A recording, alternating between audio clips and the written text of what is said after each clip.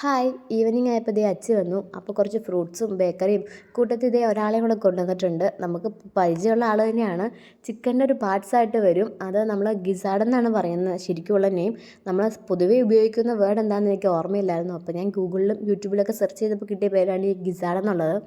അപ്പോൾ ഉമ്മച്ചി പറഞ്ഞു നമുക്കെന്താ അത് ഉണ്ടാക്കിയാലെന്ന് വെച്ച് ഞങ്ങൾ കിച്ചണിലേക്ക് കയറിയതാണ്. ഉമ്മച്ചിയാണ് പ്രിപ്പറേഷൻ എല്ലാം കൈകാര്യം ചെയ്തത്. ഞാൻ ജസ്റ്റ് ക്യാമറാമാനായിട്ട് അടുത്ത് നിൽക്കുന്നതേ ഉള്ളൂ. അപ്പോൾ ഉമ്മച്ചി അത് കിട്ടിയ പാടെ തന്നെ നല്ലോണം കഴുകി വൃത്തിയാക്കി ഒരു അരിപ്പ പാത്രത്തിൽ വെച്ചിരുന്നു. നന്നായിട്ട് വൃത്തിയായി. അതിനുശേഷം ഞങ്ങൾ വേണ്ടതൊക്കെ റെഡിയാക്കി വെച്ച ശേഷമാണ് ഈ വീഡിയോ എടുക്കാൻ സ്റ്റാർട്ട് ചെയ്തത് കേട്ടോ. അപ്പോൾ ഉമ്മച്ചി എടുത്ത് കുക്കറിലേക്ക് അത് വെച്ച് അതിനകത്തേക്ക് ആവശ്യത്തിന് ഉപ്പും ആവശ്യാനുസരണം മുളക് പൊടിയും, പിന്നെ മുളക് പൊടിയൊക്കെ യൂസ് ചെയ്യുമ്പോൾ നമ്മൾ എരിവിനായിട്ട് എക്സ്ട്രാ വേറെ കുരുമുളക് പൊടി അങ്ങനത്തെ കുറച്ച് കാര്യങ്ങൾ ഉപയോഗിക്കുന്നത് കൊണ്ട് നോക്കിയിട്ട് വേണം എരിവ് എന്തോരം വേണം എന്നുള്ളത് ചെയ്യാൻ. അപ്പോൾ എരിവ് വേണ്ടവരും വേണ്ടാത്തവരും കാണുമല്ലോ, അപ്പോൾ അതനുസരിച്ച് വേണം ഉപയോഗിക്കാൻ. നന്നായിട്ട് മിക്സ് ചെയ്ത ശേഷം ഞങ്ങൾ ആ കുക്കറൊന്ന് അടച്ച് ഒരു 4-5 വിസിലെങ്കിലും കേൾക്കണം. കാരണം നന്നായിട്ട് കുക്കായാൽ മാത്രമാണ് അതിൻ്റേതായ ടേസ്റ്റ് നമുക്ക് കിട്ടുള്ളൂ.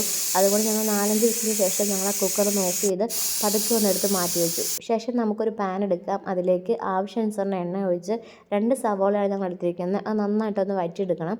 അപ്പോൾ അതിലേക്ക് കറിവേപ്പില നമുക്ക് ആവശ്യമുണ്ട്. ഞങ്ങളുടെ കയ്യിൽ സ്റ്റോക്കില്ലാത്തത് കൊണ്ട് നമ്മളിവിടെ അത് ഉപയോഗിച്ചിട്ടില്ല എന്നേ ഉള്ളൂ.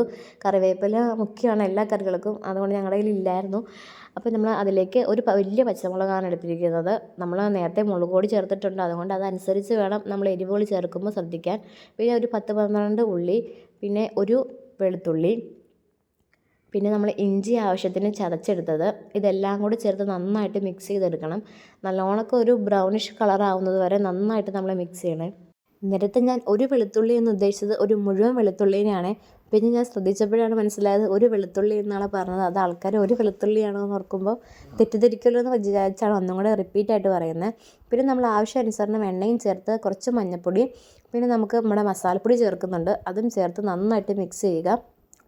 നല്ലോണക്കൊന്ന് വഴണ്ടി വന്ന ശേഷം മാത്രമാണ് നമ്മൾ നമ്മുടെ മെയിൻ സാധനം ഇതിലേക്ക് ആഡ് ചെയ്യാൻ പാടുള്ളൂ. അപ്പോൾ നമ്മൾ അതിന് ശേഷം നമ്മൾ നന്നായിട്ട് പൊടിച്ച് വെച്ചിരിക്കുന്ന, പൊടിയാക്കിയിട്ടില്ല, ഒന്ന് ജസ്റ്റ് ഒന്ന് ചതച്ച് വെച്ചിരിക്കുന്ന നമ്മുടെ വറ്റല മുളകാണ്. അത് നമ്മൾ ആവശ്യാനുസരണം, അതും നമ്മൾ മുളകാണ്, അതുകൊണ്ട് നോക്കി വേണം എരിവ് ഒരുപാട് ആവാതിരിക്കാൻ നോക്കിയിട്ട് വേണം. നമുക്ക് വേണ്ടവർക്ക് കുറച്ചും ആവശ്യമുള്ളവർക്ക് എരിവ് വേണമെന്നുള്ളവർക്ക് അതിനനുസരിച്ചും ചേർക്കുക.